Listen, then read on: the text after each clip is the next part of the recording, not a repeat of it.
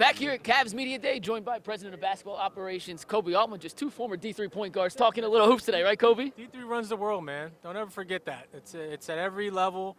I got to get you this book. Have you seen the book? It's called Pipeline to the Pros. I haven't read it. I've seen about it. I haven't read it yet. I have to get it for you. So at that time, a kid that I coached, so Ben Kaplan, who was a player at Amherst College, decided to write this book about all these Division III basketball players that are now in the NBA, running teams, coaching teams, whether it's Sam Presti, myself. Like, there is a remarkable pipeline and track record of Division III basketball players that are now in the NBA. You got to read it. It's amazing. You mentioned Amherst. That's what you said? Yeah. We beat Amherst when they were on a 29-game win streak, back-to-back national championships at Emerson. So Amherst, suck it. It is what it is. But thank you. We'll definitely read the book. All right, Koby, let's talk some basketball here. You guys bringing a new head coach, Kenny Atkinson, hopefully changing the offensive philosophy, give a new feel to the roster that's essentially the same from last season. What have you seen so far from Kenny in terms of integrating and developing this new offensive scheme into the roster led by the core four? Well, I would say this, we'll see it tomorrow, our first day of training camp.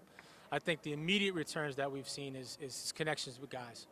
And it wasn't easy, right? He was overseas, coaching with Team France all the way into the gold medal game. And so to take a few hours of his day to make sure he was connecting with guys. But also, like I said before, he flew to Vegas for training, for the summer league, to be with some of our varsity guys. Right after the gold medal game, he flew to Greenwich, Connecticut to be with Donovan Mitchell. Flew all the way out to LA to be with Evan Mobley, and then connected with Darius Garland in Nashville. And those were immediate connections that he made. And because of that, was able to get guys to Cleveland early. We had a little player-led mini camp in New York. And we've seen the coaching staff really embrace this group. We've had, like I said, it's not like this thing was broken. You won 99 games the last 2 years. You make a conference semifinals. You've had real success with a young group. I think Kenny, along with his offensive acumen, to your point, is how he's going to get the most out of our talent. And that's Evan Mobley, right? 23-year-old phenom that we really want to unlock. Through our interview process, we put that as the foremost important piece, as how do we unlock Evan Mobley. And there was no one better than Kenny Atkinson to do that. And so we're going to see in terms of more the style, the tactician that you talk about. We've seen a lot of that already the last couple of years in Golden State and what that looks like. But really the connection with guys we've seen immediate return on, and so their buy-in is immense going into training camp. How much discussion, I don't want to call it an adventure, that's not the right word, but how much did you explore changing the roster? Was the plan always, let's re-sign Jarrett, let's re-sign Evan, get Donovan back in the fold, and try and run it back with the slight tweaks to the coaching staff, really being a major difference? Yeah, I think, you put kind of Donovan last in that question. Well, Donovan's immensely important, right? And so when you have a superstar in Donovan Mitchell that wants to extend his career in Cleveland, then it all sort of falls into place, right? You have a player of that caliber that says, okay, I want to be in Cleveland. I love what we have here, And it's not so much run it back. It's how do we fine-tune and elevate the roster around him. And so it starts with him first. Being able to re-sign him was immensely important.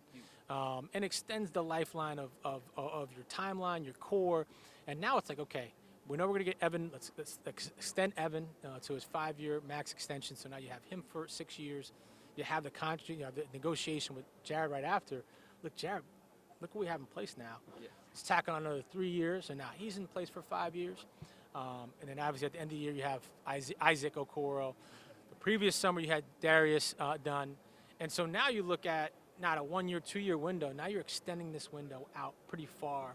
And in this new salary cap, restrictive nature of the salary cap, to have our top guys under contract for as long as we do is awesome. It gives us a chance to have a real runway. But also, if you do need to make major changes, you can down the road.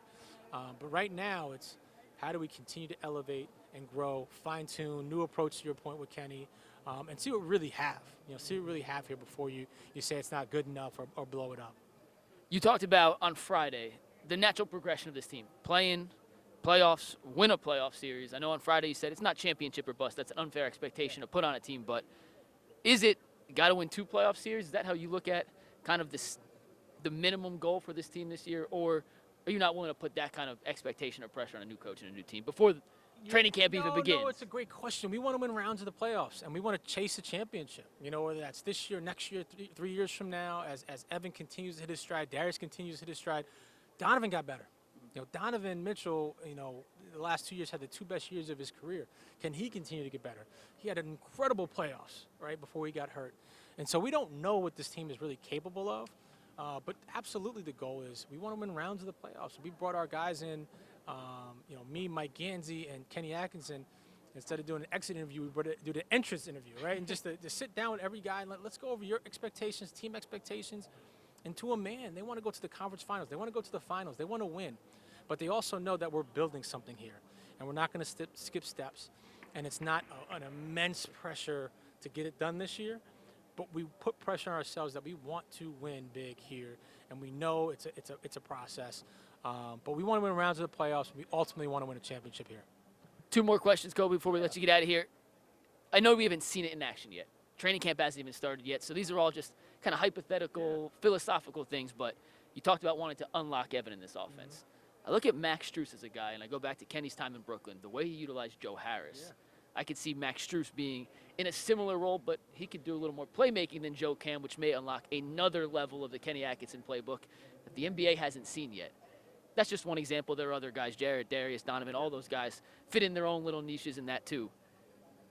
Do you know, or do you have an idea of how good this offense can be if everyone clicks, how Kenny hopes it can, and if so, how good can that unit be? It's exciting. It's exciting when you look at the talent level that's on this roster, the depth that's on this roster. You know, even a Sam Merrill coming into his own last year. How to utilize him. You mentioned Max. Max and Evan have a great, they're a great tandem together. Empty side, pick and roll, DHO. Evan getting them open threes, pick and roll sort of situations. Evan rebound push, really accentuating that 5 out when he's on the floor. Taking more threes, getting that thing up the floor, getting our guards better shots, right? Darius not off the ball, and being able to catch and shoot because they're prolific scorers and shooters. And so the depth of this roster, the skill set of this roster, diversity of the offensive talent is something that's very exciting. And hopefully we get to unlock that and see that diversity, to your point. But it starts tomorrow, and we're very excited. Last one, because BJ just gave me the wrap-up. The simple question in basketball today, do you have enough shooting? Yes or no, Koby, this Cavs team is currently constructed. Do you guys have enough shooting to compete at the highest of levels? We need to take more threes. We absolutely have the shooting. We need to launch more threes. We need to be more efficient, but we absolutely have the shooting depth. We'd like to take more of them. Awesome. That's Koby Altman, Cavs President of Basketball Operations. Koby, thank you so much for joining the Ultimate Cleveland Sports Show. Appreciate it, man. Thank you. Awesome.